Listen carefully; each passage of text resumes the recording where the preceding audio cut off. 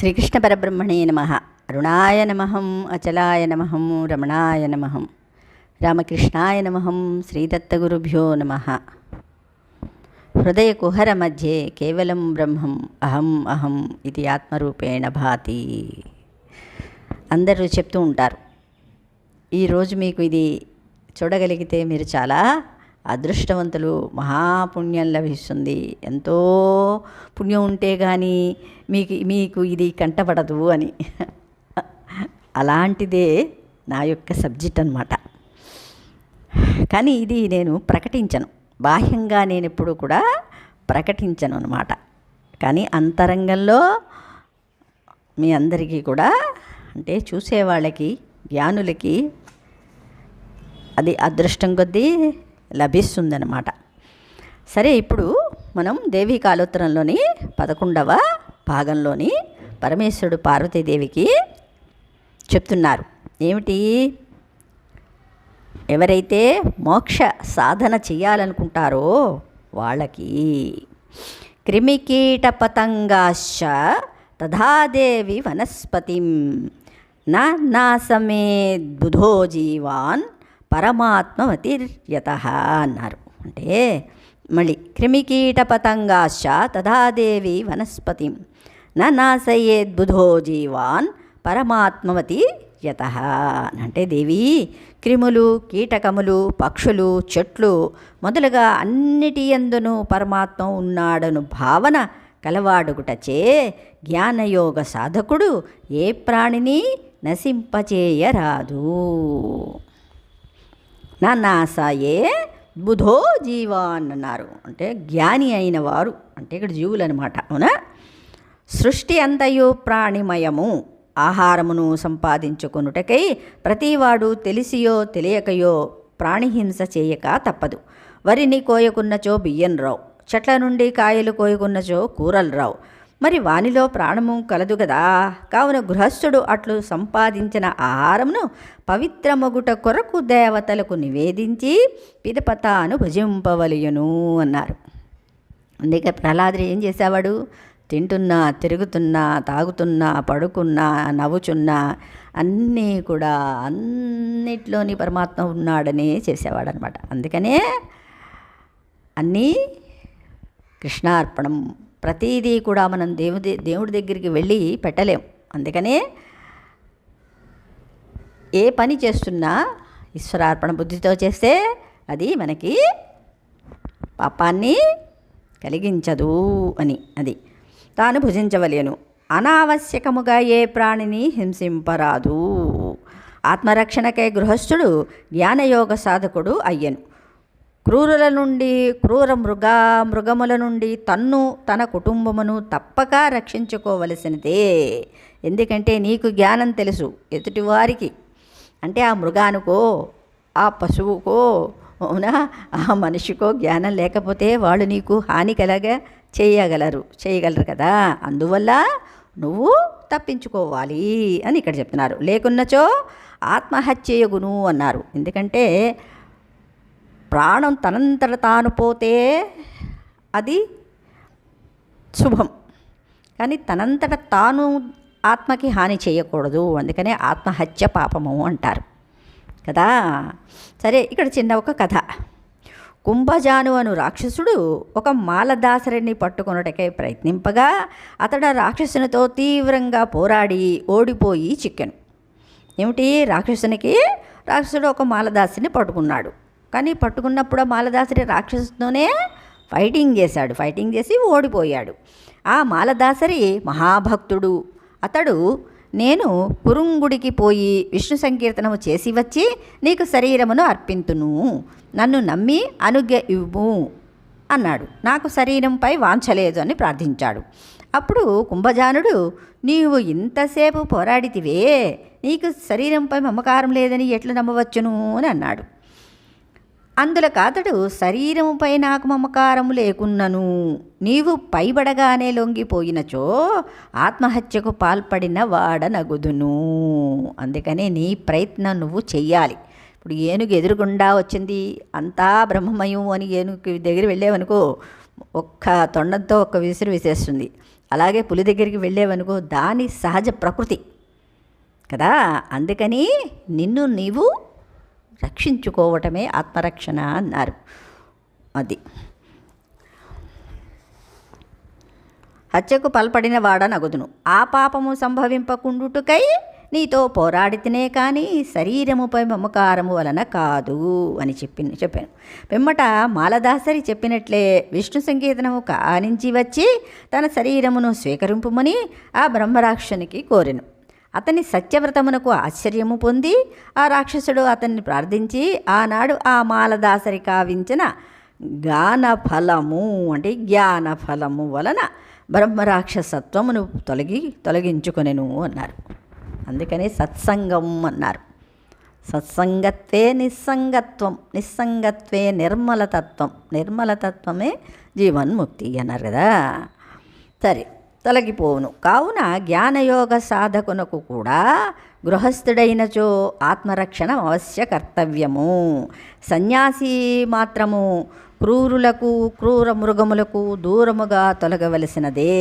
ఆత్మరక్షణకై కూడా వానిని హింసింపరాదు అన్నారు. ఏమిటి? ఆల్రెడీ సన్యాసం స్వీకరించిన వాళ్ళు అందుకనే సంసారానికి ప్రజలకి దూరంగా ఎక్కడో ఉంటారు. వనాల్లోనో గృహాల్లోనో గుహల్లోనో ఎక్కడో ఏకాంతవాసాన్ని ఉంటారన్నమాట. సరే, సన్యాసికి విహితమైన అహింసా విధానమే వివరించబడుచున్నది ఇక్కడ.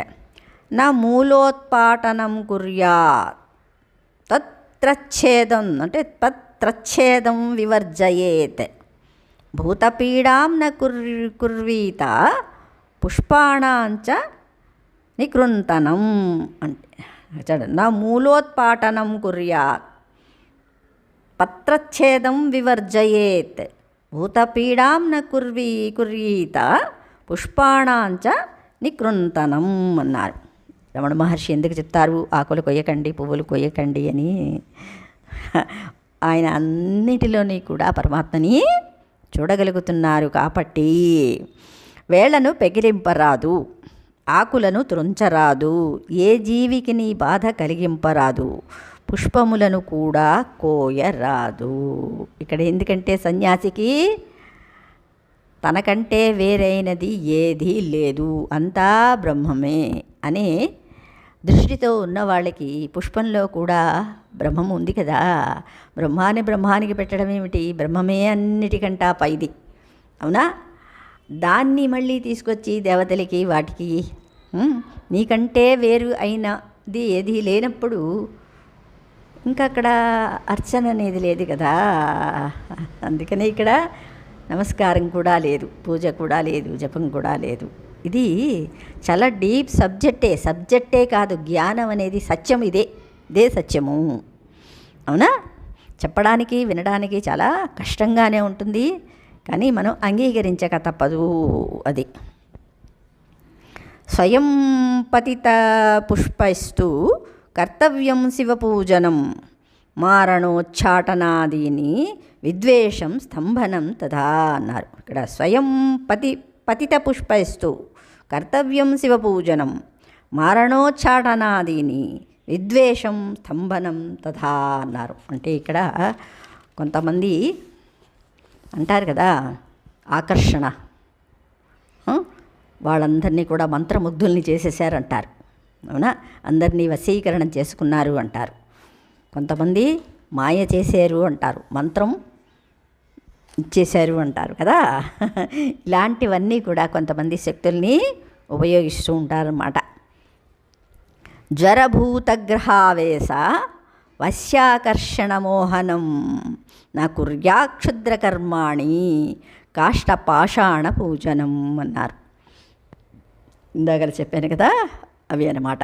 జ్వరభూతగ్రహావేశ వశ్యాకర్షణ మోహనం నా కుర్యాక్షుద్రకర్మాణి కాష్టపాషాణ పూజనం. శివుని యొక్క పూజను కూడా గృహస్థులు తమకు తాముగా రాలిన పుష్పములతోనే చేయవలయును. ఇతరులను ద్వేషించుట, మంత్రశక్తులతో వారు కదలకుండునట్లుగా స్తంభింపజేయుట, చంపుట, ఉచ్చాటనము అనగా పారిపోవునట్లు చేయుట, జ్వరములు వచ్చునట్లు చేయుట, భూతములు గ్రహములు మొదలగునవి ఆవేశించినట్లు చేయుట, వశపడునట్లు చేయుట, మోహమును కలిగించుట మొదలగు నీచ కార్యములను చేయరాదు. కొయ్యతో రాతితో చేసిన దేవతా విగ్రహములను పూజింపరాదు అన్నారు. ఎందుకంటే ఇక్కడ దేనిని తుంపకూడదు అన్నప్పుడు పంచభూతాలు కూడా పరమేశ్వరుడే కదా. అలాంటప్పుడు వేటిని మనం ఖండిస్తాం?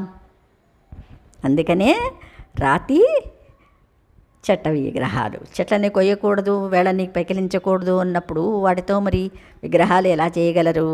అలాగే రాతిలో కూడా పరమాత్మని దర్శించిన వాళ్ళకి ఎలాగా వాటిని చేయగలరు? కబీర్ దాస్ అన్నాడు కదా,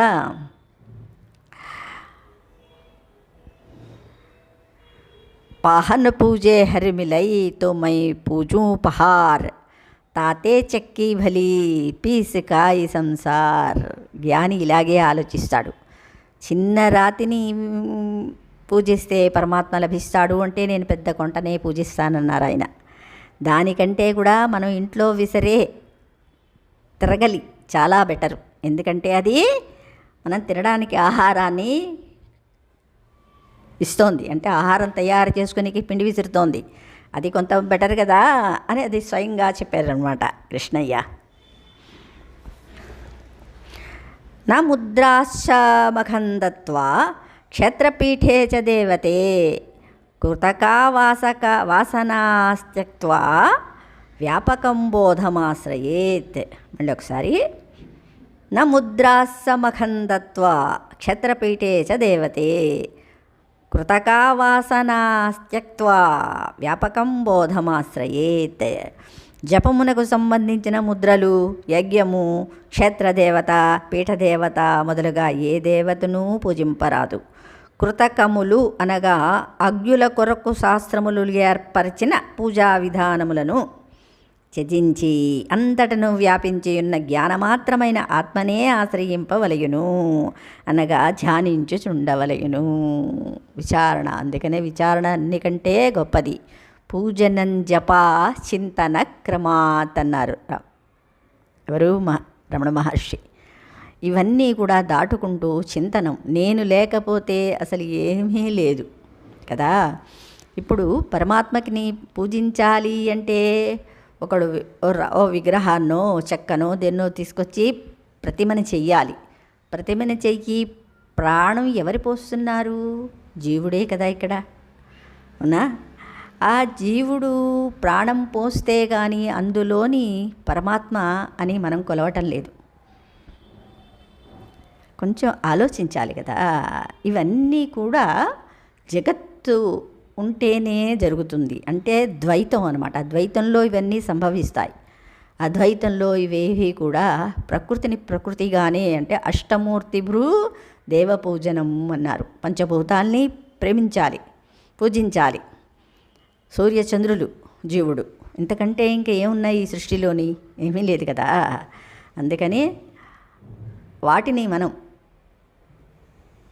భక్తితోటి పూజిస్తే ఈ సృష్టి అంతా కూడా చాలా సస్యశ్యామలంగా ఉంటుంది. ఎవరి ధర్మాన్ని వాళ్ళు నిర్వర్తిస్తే ఇంత కల్లోలం, అంటే మనిషిని చూసి మనిషి భయపడే రోజు వచ్చింది అంటే దేవుణ్ణి ఆరాధిస్తున్నాం కానీ మనిషిని నమ్మలేకపోతున్నాం కదా. మరి దీనికి ఏది కారణం? మన అజ్ఞానమే కదా. అందుకని దీన్ని చాలా డీప్గా, లోతుగా తెలుసుకోవాలి. మళ్ళీ శంకరులు అవతరించాల్సి వస్తుందేమో, మనం మళ్ళీ అంత మూఢత్వంలోకి వెళ్ళిపోతున్నాం కదా. అది అంతటను వ్యాపించి ఉన్న జ్ఞానమాత్రమైన ఆత్మనే ఆశ్రయించవలయును. అజ్ఞులకు చిత్తశుద్ధి కలుగుట కొరకై యజ్ఞయాగములు, జపములు, ముద్రలు, క్షేత్రదేవతా పూజనము, పీఠదేవతార్చనము మొదలుగా ఎన్నో విధానములను శాస్త్రములు ఏర్పరచి ఉన్నవి. ఇవన్నీ ఏమిటి? అజ్ఞానికి చేయగా చేయగా చేయగా, రామకృష్ణ పరమహంస కూడా చేయగా చేయగా ఆయనకి తెలిసింది ఎవరు చేస్తున్నారు? నేనే పరమాత్మ. అందుకనే తన మీద కూడా పువ్వులు జల్లుకోవచ్చు చుట్టూ అంతటా పరమాత్మ ఉన్నప్పుడు నేను కూడా పరమాత్మనే కదా అనే జ్ఞానం కలగాలన్నమాట. నాలో ఉన్నది కూడా ఆ శక్తే. శివశక్త్యా యుక్తో యది భవతి శక్త ప్రభవితుం అన్నారు శంకరులు కదా.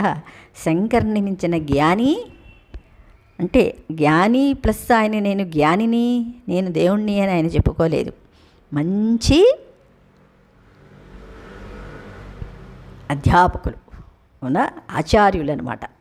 అంటే తత్వజ్ఞానాన్ని చెప్పిన ఆచార్యులు అంతకంటే ఇంకెవరు కూడా లేరు. అందుకనే మంచి మంచి సబ్జెక్టు చదవడానికి మనం ప్రయత్నించాలి. అవే శంకరులు ఏర్పరిచినవన్నమాట. జ్ఞానయోగమును అవలంబించిన సాధకుడు చిత్తశుద్ధి కొరకైనను శ్రవణమన నిధిధ్యాసననే మాటిమాటికి చేయుచుండవలెను గాని పూజలు జపములు చేయరాదు. ఆత్మజ్ఞానమును మననము చేసుకొనుచు దేవతలు తనకన్నా భిన్నముగా ఉన్నారు అను సంస్కారము కూడా మనస్సునందు లేకుండునట్లు చేసుకొనవలయును. ఇందాక మనం చెప్పుకున్నాం కదా, ఈ ప్రతిమలు అన్నీ ఎక్కడి నుంచి వచ్చాయి అంటే జీవుడు సృష్టించుకున్నాడు. ఎందుకు అంటే మనస్సుని కంట్రోల్ చేసుకునేకి అనమాట. అక్కడ ప్రతిమ ఏమిటి అంటే నిన్ను నీవు ఒక చోట నిలుపుకున్నకి ఏకాగ్రత కోసమే ఇవన్నీ, అంతే తప్పించి దేనికి ఇవి మోక్షానికి ఇవి పనికిరావు. మఖందత్వ అంటే యజ్ఞమును ఇచ్చి అని అర్థము. లోకము యొక్క సుస్థితికి సాధనముగా పరమేశ్వరుడు యజ్ఞమును సృష్టించెను. ప్రజలు యజ్ఞము వల్ల దేవతలను పూజించినచో వారు ప్రజలకు కావలసిన వర్షము మొదలగు కోరికలను ప్రసాదించరు. అందుకనే భగవద్గీతని క్షుణ్ణంగా చదివితే చక్కగా అర్థమవుతుంది. బైహార్ట్ చేసేసి ఏదో ఇది ఒక యజ్ఞంలాగా చేయటం కాదు. అది భగవద్గీతే యజ్ఞం అంటే దాన్ని నీలోని జ్వలింపజేసుకోవటమే యజ్ఞం అన్నమాట. అది ప్రజ్వలింపజేసుకోవాలన్నమాట. అసలు జ్ఞానం అంటే ఏమిటి అనేది భగవద్గీత చెప్తుంది. అంటే ఆత్మతత్వాన్ని ఎలా తెలుసుకోవాలో అది మొదలగు కోరికలను ప్రసాదించరు. యజ్ఞానుష్ఠానము వలన చిత్తశుద్ధియు కలుగును. జ్ఞానయోగ సాధకులు సకల కర్మలను పరిత్యజించినను తమ పుత్రులు శిష్యులు మొదలగు వారు కర్మానుష్ఠానము కొనసాగించుటకై వారికి యజ్ఞము చేయు సంప్రదాయమును అందింపవలయును. ఎందుకంటే నేను జ్ఞాని, ఆత్మజ్ఞాని, నాకు ఆత్మదర్శనం కలిగింది, కానీ తక్కిన వాళ్ళు కూడా కలగాలి కదా. నువ్వు ఇది చేయకరా అని చెప్పడానికి నాకు అర్హత లేదు. ఎందుకంటే వాళ్ళు స్టెప్ బై స్టెప్ ముందుకి వెళ్ళవలసిన ఉంది. అందుకని యజ్ఞయాగాలు వాళ్ళ చేత చేపించాలి, వాళ్ళకి సంప్రదాయంగా తీస్తారనమాట. అందింపవలయును.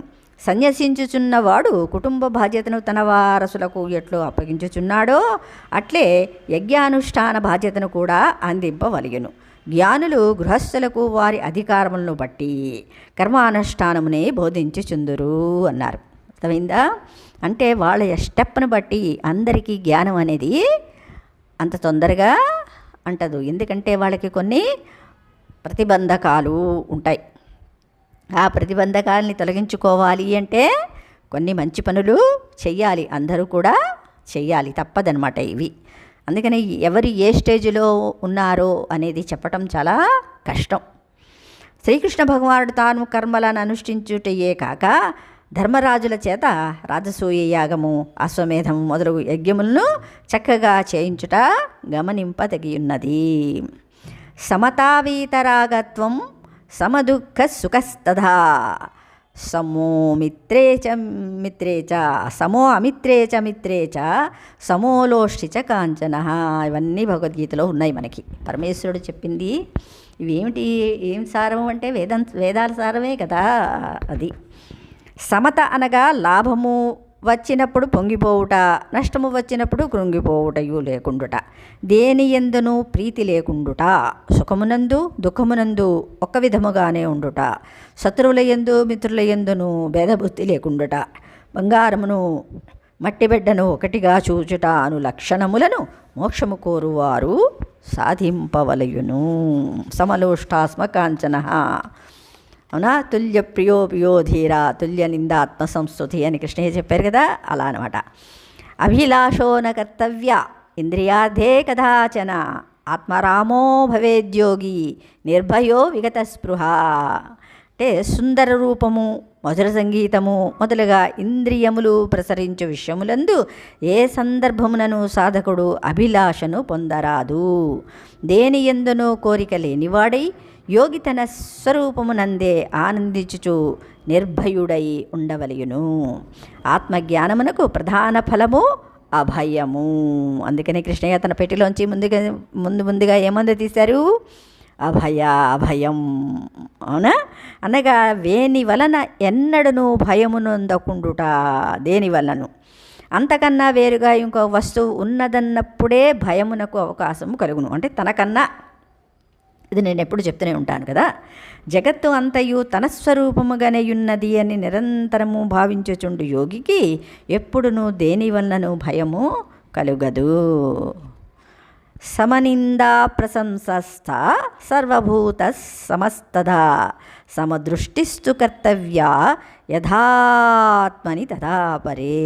అంటే తన్ను లోకులు నిందించినను పొగడినను రెండింటినీ లెక్క చెయ్యరాదు.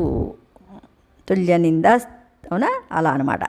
సకల భూతముల యందు అనగా సాధు జంతువుల యందు, క్రూర జంతువుల యందు సమదృష్టి కలిగి ఉండవలయును. తన సుఖ దుఃఖములు ఎట్టివో ఇతర భూతముల యొక్క సుఖ దుఃఖములు కూడా అట్టివే అని భావింపవలయును. వివాదం లోకగోష్ఠించ కలహాశ్చ వివర్జయేత్ శాస్త్రగోష్ఠిన్న కుర్వీత్ కుభాషిత సుభాషితాన్. చూడు, వివాదంలోకగోష్ఠించ కలహాశ్చ వివర్జయేత్ శాస్త్రగోష్ఠిన్న కుర్వీత కుభాషిత సుభాషితాన్. అంటే మౌనం ఎంత మంచిదో ఇక్కడ చెప్తున్నారు. వివాదము, లోకవార్తా ప్రసంగము, కలహము, శాస్త్రములకు సంబంధించిన గోష్ఠి, చెడ్డ మాటలే కాదు మంచి మాటలు కూడా మానవలెను అన్నారు. అంటే ఇక్కడ చెప్తాడు, కర్మలంటే ముందు చెడ్డ కర్మలు మానాలి, తర్వాత మంచి కర్మలు కూడా, అది కర్మే కదా, అవునా? మంచి కూడా బంధిస్తుంది. ఎలా వెండి బంధిస్తుందో బంగారం కూడా అలాగే బంధిస్తుంది కదా. బంగారం కంకణాలు కూడాను బంగారం బంధనాలు కదా. అలాగే మంచి కూడా మెల్లిమెల్లిగా అన్నిటి కర్మ అనేదే వదిలేయాలి అన్నట్టుగా ఇక్కడ మంచి మాటలను కూడా మానవలెను. ఏ విధముగానైనలో లోకులతో సంబంధమును పెట్టుకొన్నచో అది స్నేహమునకో శత్రుత్వమునకో త్రోవ తీయును. కావున జ్ఞానయోగ సాధకుడు జడభరతుని వలె లోక వ్యవహారమును దేనిని పట్టించుకొనరాదు.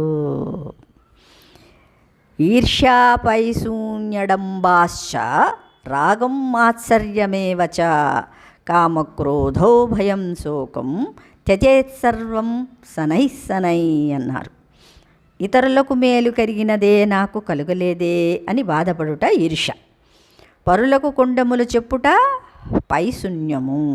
సంపద, విద్య, ఆచారము మొదలగునవే లేనివాడు అవి ఉన్నట్లు నటించుచుండుట డంబము. ఇతరుల ఆధిక్యమును సహింపక వారిని భంగపరచవలయునను భావన మత్సరం, అది ఏ మాశ్చర్యము. ధనము, శ్రీసుఖము మొదలగు వాని యందుండు ఆసక్తి రాగము. వానిని సంపాదింపవలయునను సంకల్పము కామము. ఆ ప్రయత్నము భంగపడినప్పుడు భంగపరిచిన వాని విషయమున కలుగు మనస్సు యొక్క ప్రజ్వలనము క్రోధము. ఏ కారణము చేతనైను తన సుఖస్థితికి భంగము కలుగునేమోయను తలంపు భయము. సుఖము భంగపడినప్పుడు మనస్సు కృంగిపోవుట శోకము. ఈ భావములన్నింటినీ సాధకుడు మెల్లమెల్లగా త్యజింపవలయును. అనగా అవి వెంటనే తొలగిపోవలయునని గాని ఇంకను తొలగిపోలేదే అని గాని నిర్వేదం పొందరాదు. శనై అంటే మంచి మనం మార్గంలో నడుస్తున్నప్పుడు మెల్లిమెల్లిగా వాటంతటవే తొలగిపోతూ ఉంటాయి కదా. ఇంకా రాలేదే అంటే ఆ కోవిలు కానీ ఆ ఇల్లు కానీ వస్తుందా? దానంతటా అది నువ్వు నడవాలి కదా. నడవగా నువ్వు చేరుకుంటావు అన్నమాట. వానిని గూర్చి శత్రువులను వలె భావించుట తగదు అన్నారు. వాడిని మళ్ళీ శత్రువులుగా భావించకూడదు. వాటంతటా అవే తొలగిపోతాయి. వానిని గూర్చి ఆలోచనయే లేకుండా సద్భావనలను పెంపొందించుకున్నటయే కర్తవ్యము అన్నారు.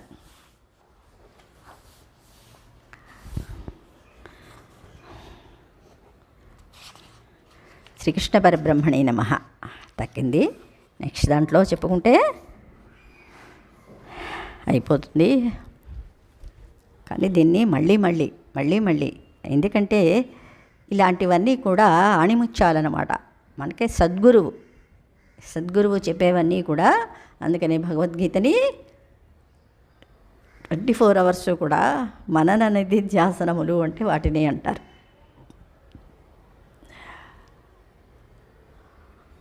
శ్రీకృష్ణ పరబ్రహ్మణే నమః.